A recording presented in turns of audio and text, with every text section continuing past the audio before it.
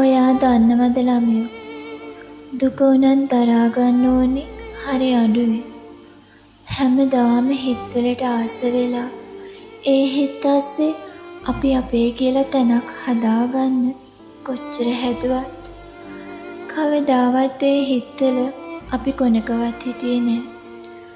දරාගන්න බැරි තරම් වේදනා දැනුනම මිනිස්සු අපිටම නොතේරෙන්න අපිව එපා කියනකොට අපි කියලා මොනව කරන්නද?